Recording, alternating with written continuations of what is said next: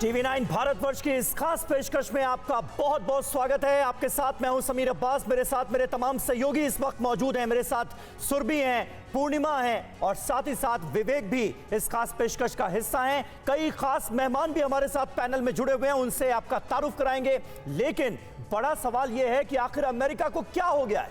आखिर super power सहमा हुआ क्यों है? क्या बंदूक के आगे दुनिया की सबसे बड़ी ताकत बेबस हो गई? कोई भी राज्य हो, कोई भी मौका हो, बस एक सिरफिरा हाथों में बंदूक लेकर निकलता है और पूरा अमेरिका सदमे में डूब जाता है। इस बार शूट आउट शिकागो में हुआ है, जिसकी वजह से 9 लोग अपनी जान गंवा चुके हैं और 60 लोग घायल हैं। इस बीच आपको बता दें कि कई लोगों की हालत अभी भी नाजुक बनी हुई है और अमेरिका के इलिनॉइस के हाईलैंड पार्क में स्वतंत्रता दिवस के मौके पर परेड निकाली जा रही थी, लेकिन उसके 10 मिनट बाद कुछ ऐसा हुआ जिसकी किसी ने कल्पना तक नहीं की थी। अंधाधुंध फायरिंग हुई, भगदड़ मची, दहशत और चेहरे पर खौफ। लोग जान बचाने के लिए भागते नजर आए। एक सनकी ने अंधाधुंध फायरिंग की, हमलावर ने बिल्डिंग की छत से फायरिंग की और वारदात को दिया अंजाम।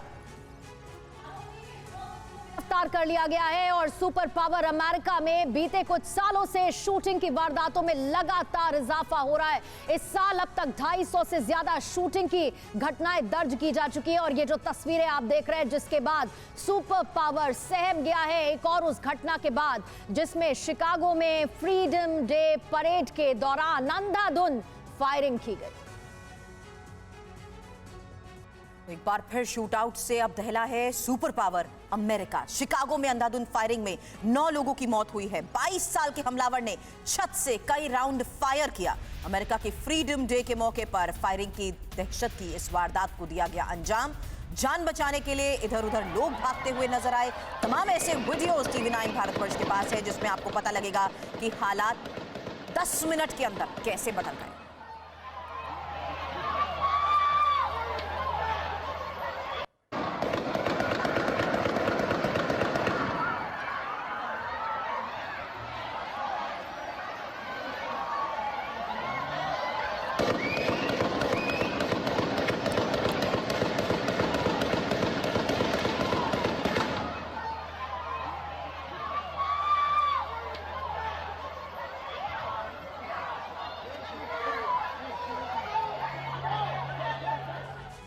तो रॉबर्ट क्रीमो कहता है ना भूतो ना भविष्य थी, लेकिन गन कल्चर को लेके अमेरिका का भूत भी है और अमेरिका का भविष्य भी है, यानी पास्ट और फ्यूचर दोनों नजर आते हैं। लेकिन सबसे पहले इंफॉर्मेशन वॉल के जरिए आइए आपको इस घटना की डिटेल बता देते हैं। दरअसल शिकागो में फ्रीडम परेड का आयोजन हो रहा था और उसी दौरान ये अंधाधुंध फायरिंग शूट आउट शुरू हो जाता है और हाईलैंड पार्क है जिसमें ये आयोजन हो रहा था फ्रीडम डे परेड का, और शूट आउट के बाद अफरा तफरी मचती हुई नजर आती है। महज 10 मिनट का वक्त बीता था इस परेड को शुरू हुए। परेड शुरू होने के 10 मिनट बाद गोलियां चलाने लगता है क्रीमो और हमलावर ने करीब 40 से 50 राउंड फायरिंग की। ये नहीं देखा कि उसकी जद में कौन आ रहा है, न बच्चे न बूढ़े।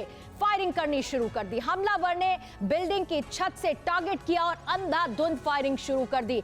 इस शूट आउट में 9 लोगों की मौत हुई है, 60 से ज्यादा घायल है और घायलों में कई की संख्या जो है वो गंभीर हालत में बताई जा रही है। पुलिस ने हमलावर रॉबर्ट क्रीमो को गिरफ्तार कर लिया है और साथ ही बाकी एंगल से भी पुलिस की जांच जारी है और रॉबर्ट क्रीमो ने कई लोगों को गोली मार दी है, कुछ की मौत, कई लोग घायल बताए जा रहे हैं। समीर, बिल्कुल, पूर्णिमा ने पूरी डिटेल आपको दी इस शूट आउट की। हमारे साथ कई खास मेहमान इस वक्त मौजूद हैं। हमारे साथ 2 डिफेंस एक्सपर्ट्स हैं इस वक्त। मेजर जनरल राजन कोचर साहब हमारे साथ मौजूद हैं, एयर कॉमोडोर एसपी सिंह साहब हमारे साथ जुड़ रहे हैं और डॉक्टर सुमित कुमार झा भी हमारे साथ मौजूद हैं, फॉरेन एक्सपर्ट हैं। और थोड़ी देर में वंदना झिंगन, जो कि अमेरिका के शिकागो से ही हमारे साथ जुड़ेंगी, सीनियर जर्नलिस्ट हैं, वो भी आपको स्क्रीन पर नजर आएंगी। लेकिन सबसे पहले एसपी सिंह साहब, मैं आपसे जानना चाहूंगा, ये जो वीडियो हमने अपने दर्शकों को थोड़ी देर पहले दिखाया 2021 का एक हॉरर वीडियो जो कि शूट किया गया क्लासरूम में,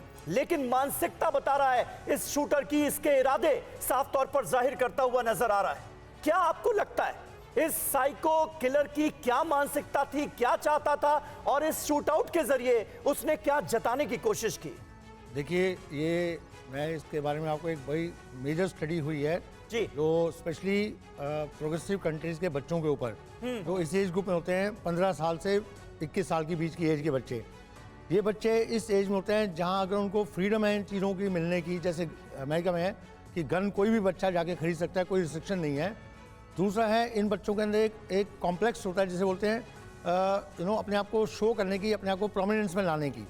जो बच्चे थोड़े किसी भी फील्ड में वीक होते हैं वो किसी दूसरी फील्ड में अपने को प्रोमिनेंट और एक इमेज क्रिएट करना चाहते हैं सोसाइटी में कि I am better than others. वो जो एक अंदर भावना उनकी होती है उसको उजागर करने के अलग अलग तरीके अपनाते हैं।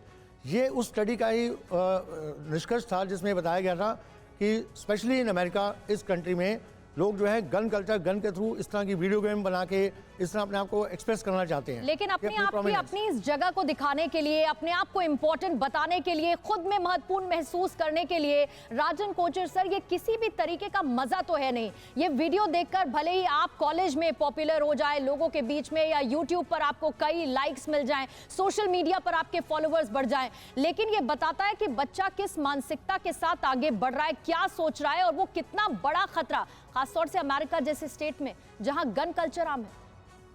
बिल्कुल प्रेरणा, ये एक मेंटल स्टेट है इस लड़के का। और अगर आपने 250 इंसिडेंट्स जो आप बता रहे थे कि पिछले 1-1.5 साल में हुए हैं, अगर आप उन इंसिडेंट्स को भी एनालाइज करेंगे तो मैक्सिमम शूटआउट्स ये बच्चों की तरफ से हुए हैं, अबाउट 15 से लेकर 25 या 28 की एज की रेंज में। और ये एक दो इसके मुख्य कारण है। एक तो ड्रग्स, बिकॉज जितने ये बच्चे हैं देखा गया है कि जो शूटआउट्स में इन्वॉल्व थे वो ड्रग एडिक्ट्स थे। अच्छा, दूसरा था कि मेंटली डिस्टर्ब थे ये बच्चे, अपने आप को प्रोमिनेंस में लाने के लिए, जैसे ये स्टडी भी बताती है। तो इस तरीके के इंसिडेंट्स अगर राइज में हो रहे हैं, मुझे ये लगता है कि यूनाइटेड स्टेट्स को इसके बारे में सोचना पड़ेगा, एक लाइसेंस का रजीम निकालना उसको पड़ेगा और रिस्ट्रिक्शन लगानी पड़ेगी। लाइसेंस की जरूरत तो होती नहीं सर, अमेरिका में हथियार रखने के लिए कानून भी बेहद आसान है। लेकिन इस शख्स की जिसकी हम बात कर रहे हैं, इसको लेकर इसके घर वालों की तरफ से या जिन जानकार हैं वो भी ये बताते हैं कि बहुत अकेला रहता था और किसी से कोई बातचीत नहीं करता था, यहाँ तक कि घटनाओं को लेकर इसका कोई ओपिनियन भी सामने नहीं आता था। ये उस बिना पर बता रही हूँ क्योंकि बड़ी खबर यह है कि घटना के 8 घंटे बाद ही शूटर रॉबर्ट को पकड़ा गया और उसके बाद इन्वेस्टिगेशन में ये बातें सामने आई हैं। आरोपी रॉबर्ट क्रीमो होंडा कार से ही यहाँ पर भाग रहा था।